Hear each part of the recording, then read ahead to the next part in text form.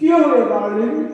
সেই কালাবার সিঁড়ি একেবারে যে দাঁড়িয়ে আছো, হ্যাঁ লজ্জা পাচ্ছ?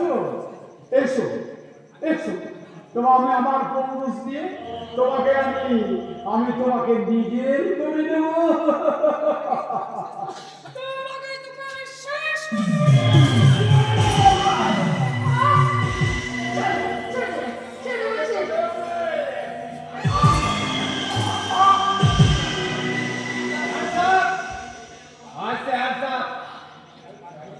गोली चलाते बाध्य हबो সেটা একই একে হলো রে বল ঠিকই ঠিকই চুটা ঠিকই উঠছে সাইডার পাপি পাপি ওয়ে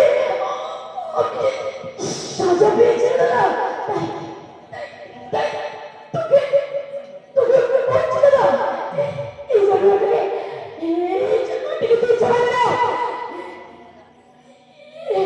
এই সারা শুদ্ধ এই সারা সারা শুদ্ধ এই তুই শুদ্ধ সেটা সেটা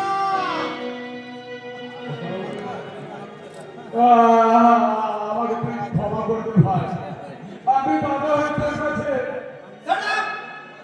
তোমাকে দাদা বলে ভাবতে আমার চিন্তা হয় আইনের উদ্দিটা গায়ে না থাকলে তোমাকে এখন আমি গুলি করে মারতাম না উই আর অ্যারেস্ট আরে এই কান্নু রোমান তুই এসেছিস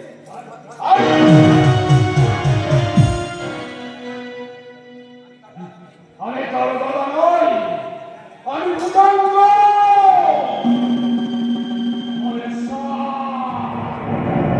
তবে আমি কৌটের মতো চল মারি না, অজগরের মতো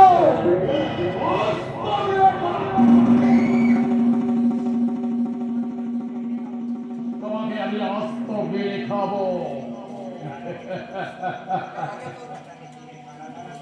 তার আগে তোর মতো জানোয়ারের বুকটা আমি চিরে ফেলা ফেলা করে দেবো রে শয়তান।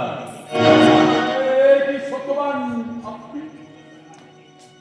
আমি তোকে তেল তেল করে মারতে চেয়েছিলাম, কিন্তু তুই যে নিজের সেই মৃত্যু এত সহজে দেখে নিবি এটা আমি ভাবতেই পারিনি।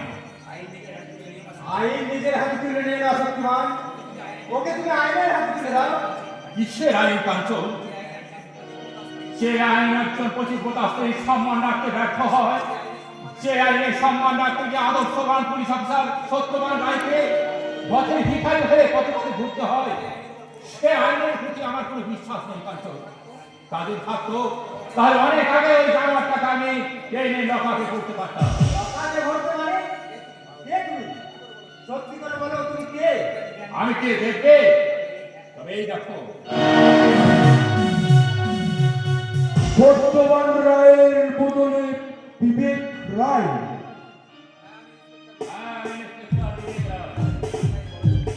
সত্যবান রায় ভুল বলছে।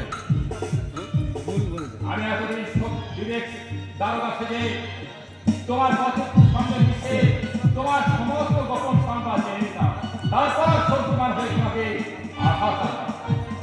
আজ আমি তোমাকে শেষ আঘাত আনবো। না না না, আমি ওইদিকে পালাবো। আমার কোনো পথ নেই, কারণ সেই পথটা আমরা বন্ধ করে দিয়েছি।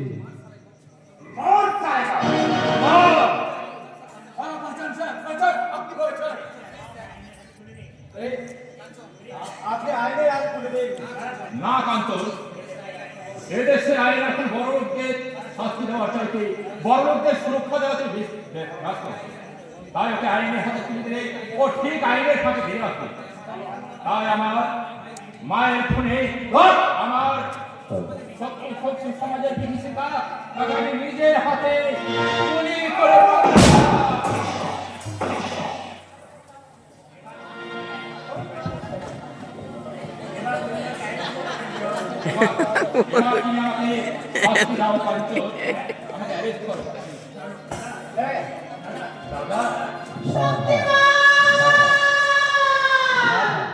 শক্তিমান